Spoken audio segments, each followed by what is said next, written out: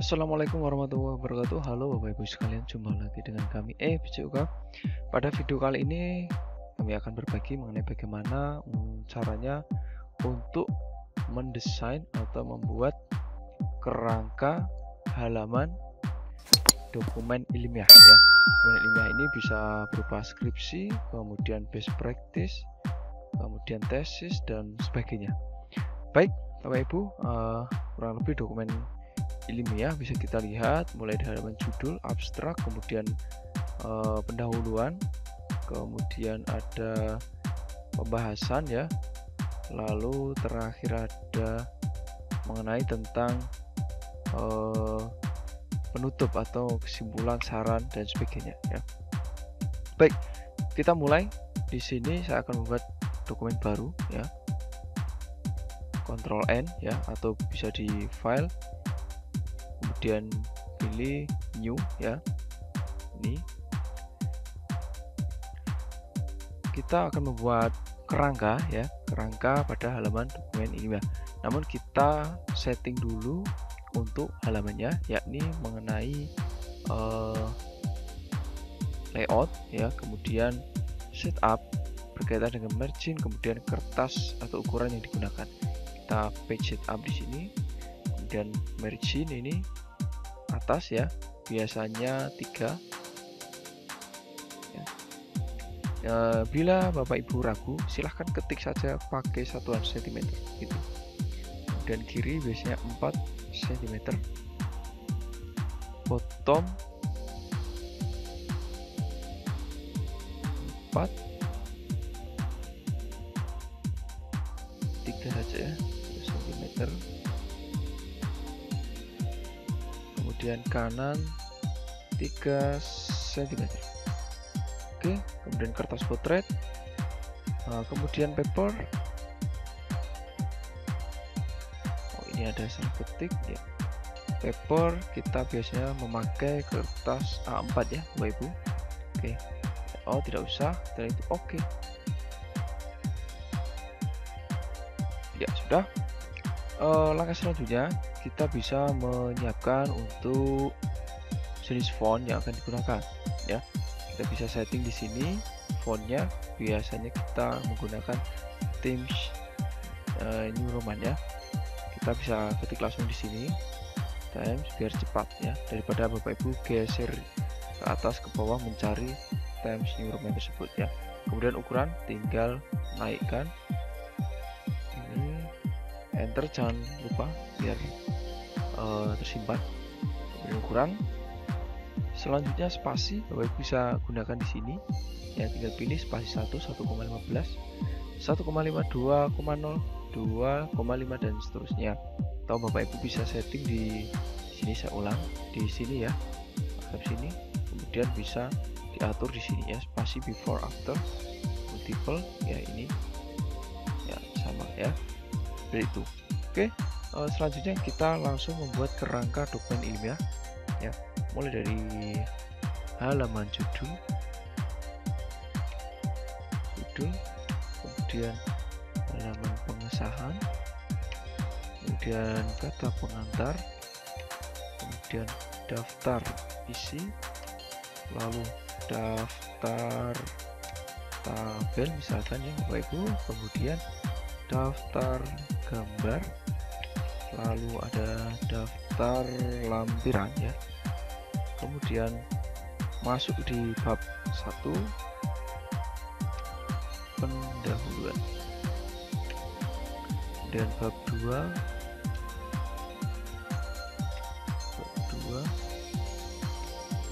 tinjauan pustaka ya, kajian pustaka. Kemudian bab 3 metode penelitian. Kemudian bab 4 pembahasan, dan bab 5 penutup. Selanjutnya setelah bab selesai, kita lanjut pada daftar pustaka ya. pustaka, kemudian lampiran. Ya, oke. Kerangka sudah siap Bapak Ibu untuk membuat dokumen ilmiah secara umum. Lalu di setiap bab ya biasanya ada subbab lagi ya. Kita enter di sini, kemudian kita isi subbab yang sesuai. Bab 1 biasanya latar belakang, font besar ya. Kemudian tujuan penelitian dan manfaat penelitian. Ini contohnya bab 1, kemudian bab 2 biasanya mengenai landasan teori, kemudian ada hipotesis ya. Kemudian di bab 3 kita bisa terapkan biasanya metode penelitian dan metode analisis data ya. Kemudian di bab 4 pembahasan ya, hasil analisis dan hasil penelitian. Ya, ini contoh Bapak Ibu, nanti bisa dikembangkan subbabnya sesuai dengan yang Bapak Ibu kehendaki dalam dokumen ilmiah masing-masing ya. Bab 5 biasanya kesimpulan dan saran. Oke, sudah semua Bapak Ibu. Cek dulu halaman judul. Oke. Ya, oke, sudah jadi Bapak Ibu. Nah, lalu kita bisa gunakan di sini ada bagian utama dan bagian sub ya. Untuk membedakannya kita gunakan fitur di sini ya. Di sini ada fitur heading, heading 2, title dan sebagainya. Kita gunakan heading 1 dan heading 2 ya. Nah, kemudian kita blok dulu yang heading 1 Bapak Ibu. Heading 1. Ya, oke. Kemudian di ini yang kecil heading 2 ya. Ini heading 1 lagi. Ini heading 2. Ini heading 1. Dan ini heading 2. Ini heading 1. Ini heading 2. Ini heading 1.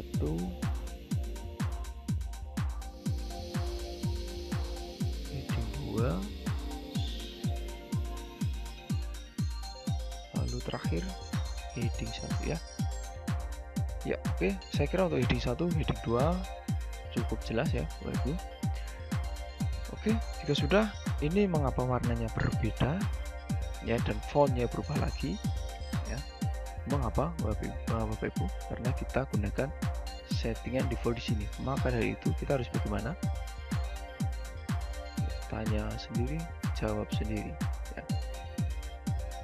Kemudian kita setting lagi seperti awal tadi, gunakan times biar cepat, ketik langsung di sini ya, enter, dan ukuran kita buat 12 ya, bisa bold atau standar ya. Kemudian warna lupa ya, ini warna sini kita buat hitam seperti ini. Oke, sudah jadi. Kemudian Bapak Ibu bisa melihat hasilnya di sini untuk memudahkan melompat-lompat ke bagian-bagian tertentu, misalnya dari kata pengantar mau melompat ke metode penelitian ya. Ada menu di sini di view ini ada navigation pane ya. Ini silahkan klik ya, nanti akan muncul seperti ini Bapak Ibu ya. Cukup rapi bukan? Nama judul, kemudian lompat ke pembahasan ya. Jadi ini sangat memudahkan Bapak Ibu ketika nanti akan mengedit dokumen ilmiah nantinya ya. Jadi seperti itu bagaimana mendesain halaman dan membuat kerangka dokumen ilmiah ya. Selanjutnya kita buat nomor atau sub judul ya. Ini Bapak Ibu kita buat sub judul ya. Caranya ini kita tutup dulu biar agak besar. Di insert, kemudian di home ya, di home pilih number. Di sini belum ada settingan, biasanya kan nomornya 1.1 latar belakang ya. Kemudian di bawahnya 2.1 tanda sentiol. Caranya gimana? Kita gunakan fitur di sini numbering ya, kemudian buat define new number format, klik saja. Nah, kemudian di sini ada satu ya.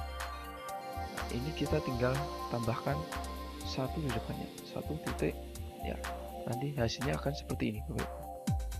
Oke, jika sudah oke, kita oke di sini juga. Ya, seperti ini. Ya. Kemudian untuk menggesernya ke sini biar rata, kita bisa gunakan penggaris ini ya. Atau kita bisa gunakan keyword Ctrl Shift M. Nah, cepat ya Bapak Ibu. Selanjutnya ini sama ya, kita setting lagi. Sekarang 2.1 ya. Define new number. 1 ini diganti dengan 2. Oke.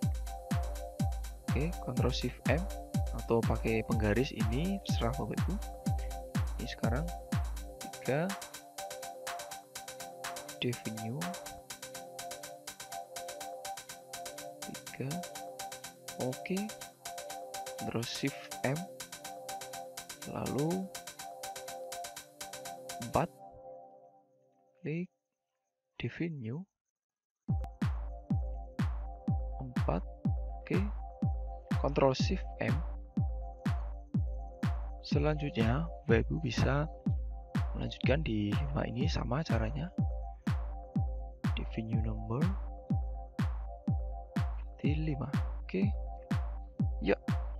Lagi Ctrl Shift M. Ya, seperti ini Bapak Ibu. Nah, satu lagi yang terlewatkan yaitu spasi. Kita gunakan di sini biasanya spasi 2 ya, dokumen ilmiah. Ya, seperti ini. Atau 1,5 ya. Seperti ini Bapak Ibu. Sudah selesai kita membuat kerangka. Semoga bermanfaat. Pada video berikutnya kita akan melanjutkan materi mengenai bagaimana membuat nomor ya, penomoran nanti di setiap bab atau di setiap bagian ini ya. Nah, terima kasih telah menyaksikan, semoga bermanfaat.